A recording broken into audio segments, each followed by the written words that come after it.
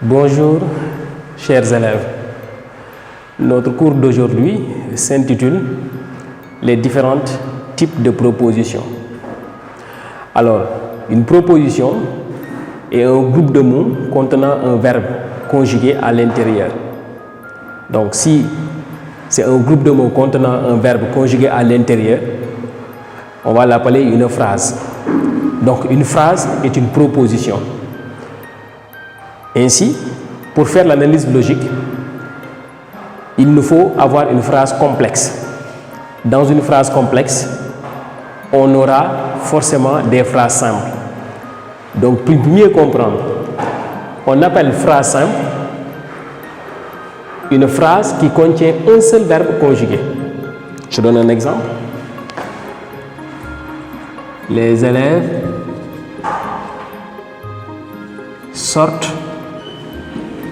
en récréation. Alors, dans cette phrase, il y a un seul verbe. Je l'encadre. Donc, puisqu'il y a un seul verbe conjugué dans cette phrase est une phrase simple. Je peux mettre la cloche sonne. On a un seul verbe ici. Donc, cette phrase-là est une phrase simple. Donc, on retient une phrase simple est une phrase qui contient un seul verbe conjugué. Maintenant, la phrase complexe.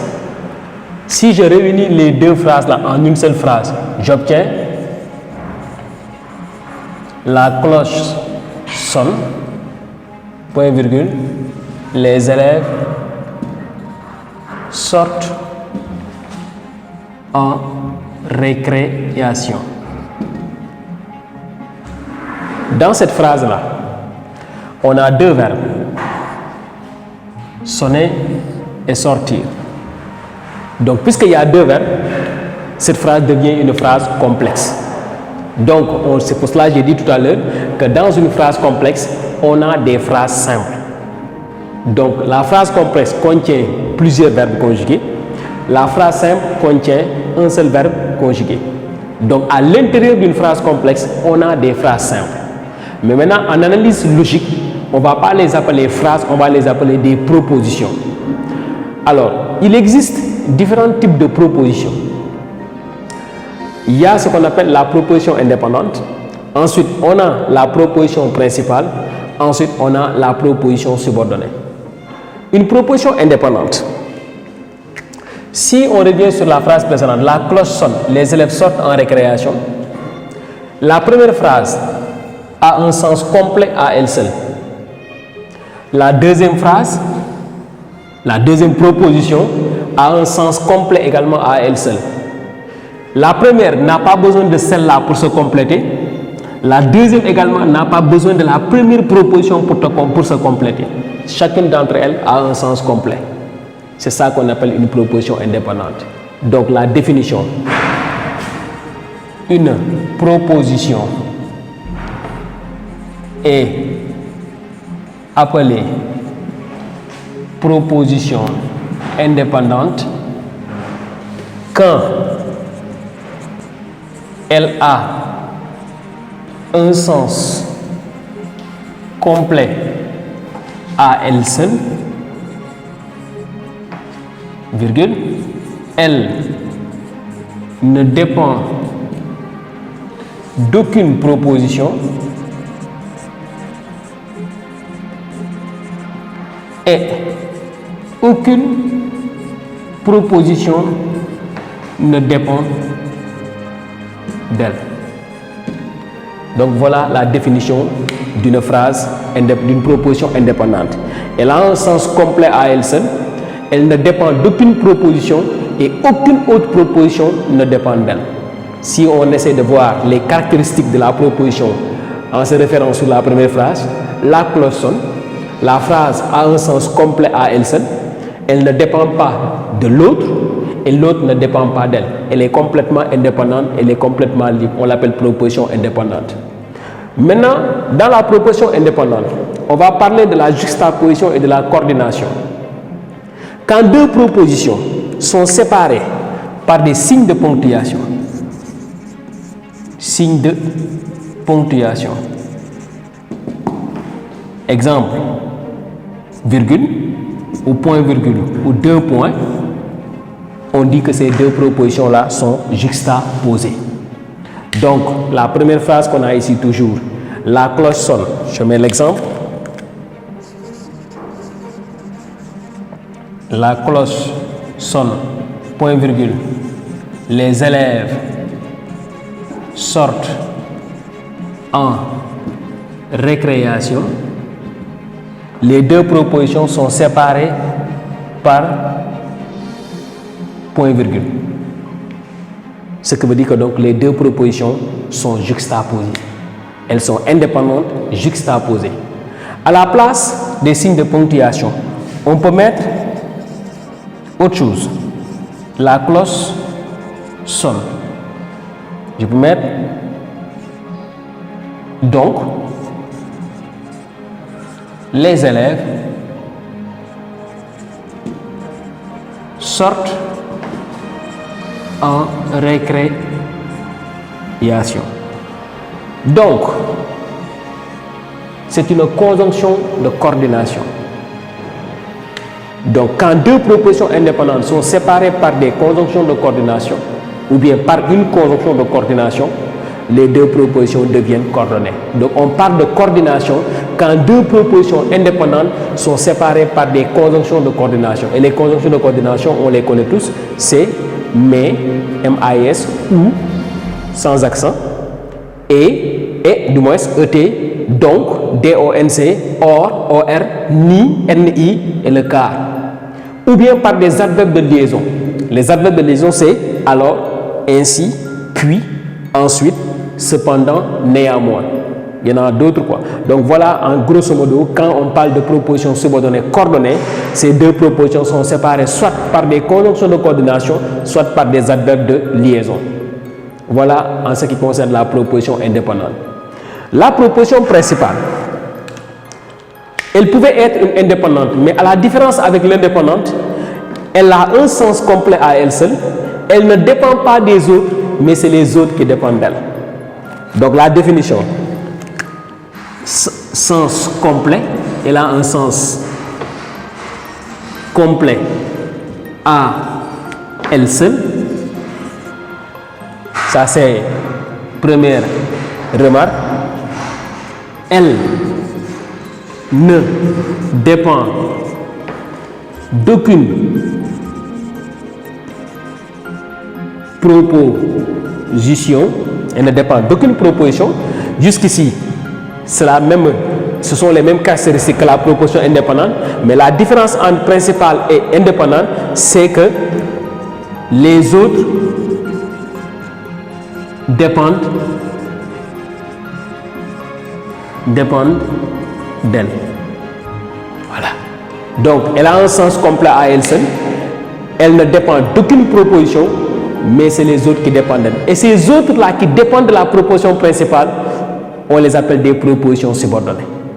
C'est pour cela qu'il n'y a jamais de principale sans subordonnée. Quand vous dites une phrase est proposition principale, c'est parce que les autres ou bien l'autre est une subordonnée. Donc on ne parle jamais de subordonnée sans proposition principale. On ne peut pas parler dans une même phrase complexe, avoir une indépendante et une principale, ça n'existe pas. Si une proposition est principale, vous êtes sûr que la proposition est principale, l'autre devient forcément une proposition subordonnée. Ou bien vous analysez, vous trouvez que cette proposition-là, elle est subordonnée, ce qui veut dire que donc, il y a une forcément dans la phrase qui deviendra la proposition principale. Donc les deux sont inséparables. Proposition principale, parce qu'elle a un sens complet, elle ne dépend pas des autres, c'est les autres qui dépendent d'elle. Et les autres qui dépendent de la proposition principale, ce sont les propositions subordonnées. Bien. Maintenant, la proposition subordonnée. Proposition, parce que c'est une phrase qui contient un verbe conjugué. Subordonnée, c'est parce qu'elle dépend entièrement d'une autre proposition qu'on appelle la proposition principale. Donc, on peut dire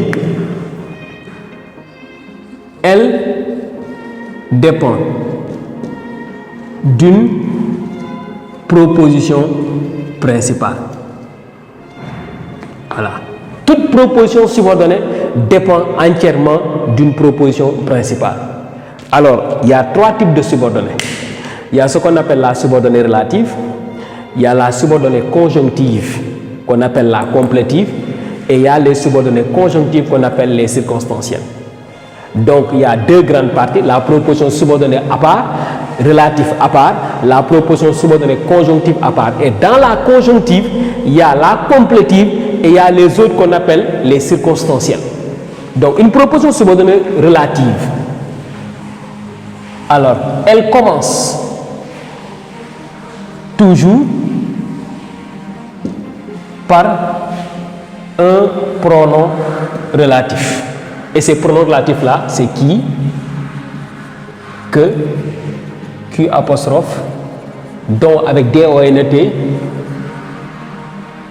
comment on l'appelle, quoi, ou avec accent, à ne pas confondre avec le ou qui est conjonction de coordination, n'est-ce pas, quiconque,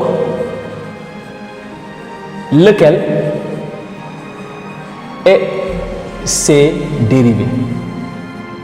Ça veut dire que tous les mots dérivés de lequel, laquelle, desquels, auquel, duquel, écrit en genre et en nom masculin, féminin, singulier ou pluriel, ça dépend tout simplement.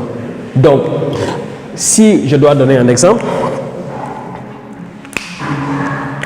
je peux mettre, n'est-ce pas, j'ai acheté le livre que le maître a demandé. Point. Il y a 2 verbes, acheter, et il y a le verbe demander. Donc on a 2 propositions. Ces 2 propositions-là, 2 verbes me montrent qu'il y a 2 propositions. Le que qui est là, c'est un pronom relatif. Il a pour antécédent le mot livre, n'est-ce pas? Donc ici, je peux séparer la phrase là et dire que cette partie de la phrase, c'est une proposition subordonnée relative. Donc la définition, une proposition subordonnée relative commence toujours par un pronom relatif. Et ce pronom relatif-là est toujours placé après son antécédent. Donc si on analyse, on écrit proposition subordonnée relative, introduite par le pronom relatif que, et la fonction, c'est complément de son antécédent. L'antécédent livre. Complément de son antécédent livre. Voilà comment on analyse une proposition subordonnée relative. Maintenant, la proposition subordonnée conjonctive. Si la proposition subordonnée relative commence par des pronoms relatifs, qui, que, Q apostrophe, dont, quoi, ou, quiconque, etc., la subordonnée conjonctive complétive, elle ne commence que par un seul mot, c'est le que. Elle commence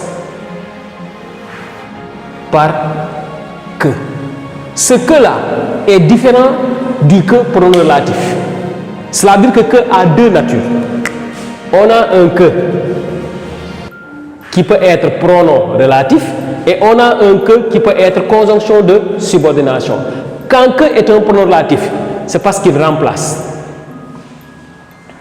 Il remplace et il est placé après son antécédent.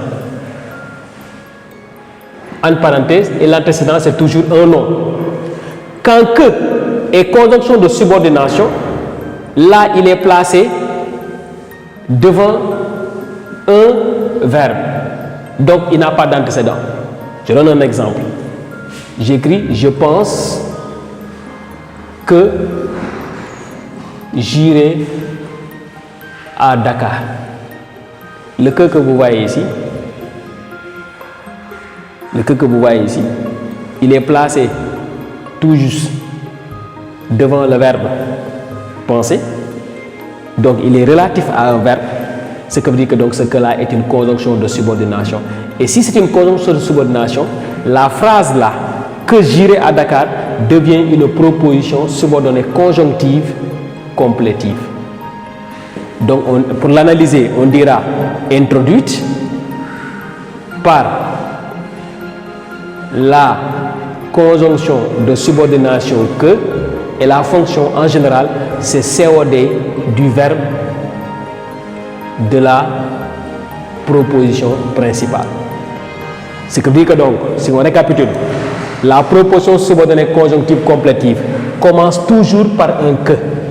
Ce que-là est différent du que qui est pronom relatif et qui introduit une proposition subordonnée relative.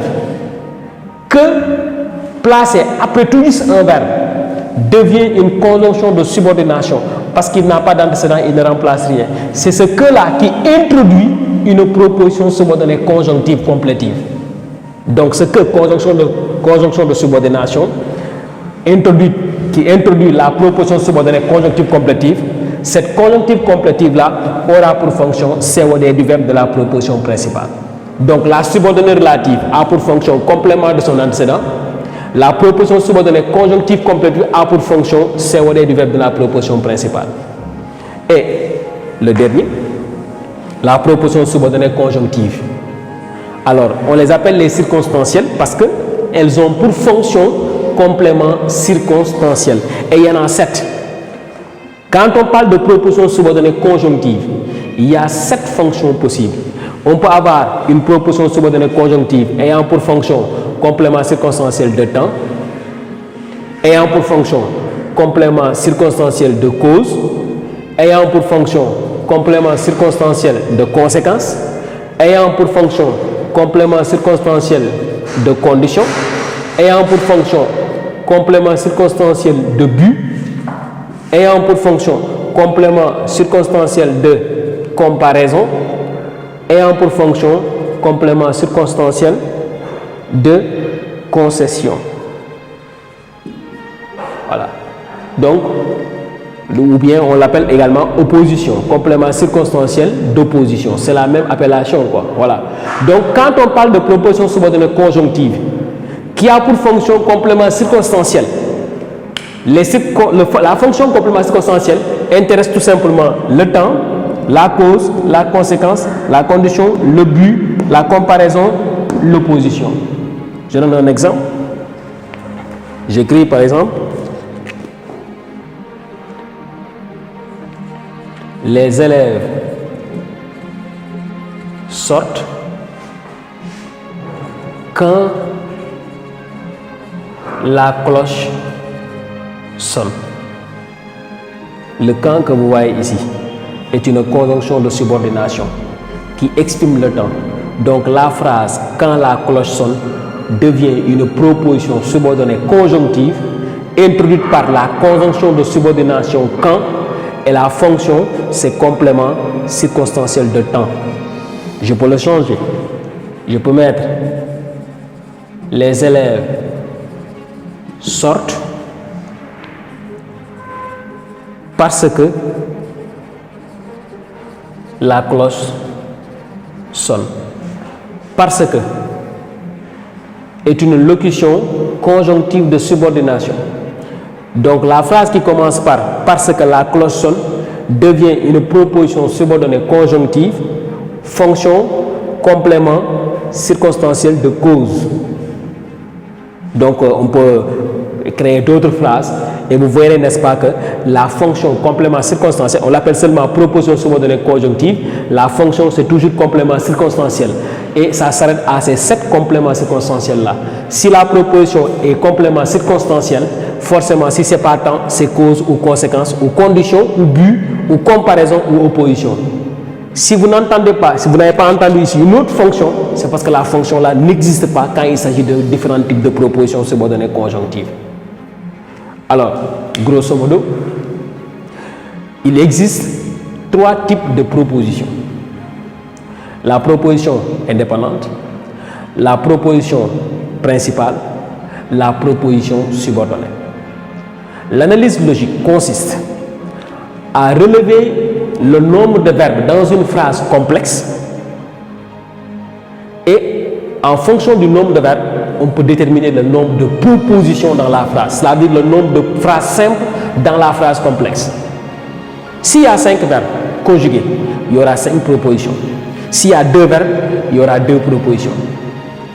Et en fonction des différents types de propositions et de ce qui les lie dans la phrase simple, on peut déterminer s'il s'agit d'une proposition indépendante à travers les caractéristiques, s'il s'agit d'une proposition principale, s'il s'agit d'une proposition subordonnée. Voilà en ce qui concerne les différents types de propositions. Je vous donne rendez-vous très prochainement pour une autre leçon concernant l'analyse grammaticale ou l'analyse logique. Merci, bonne compréhension.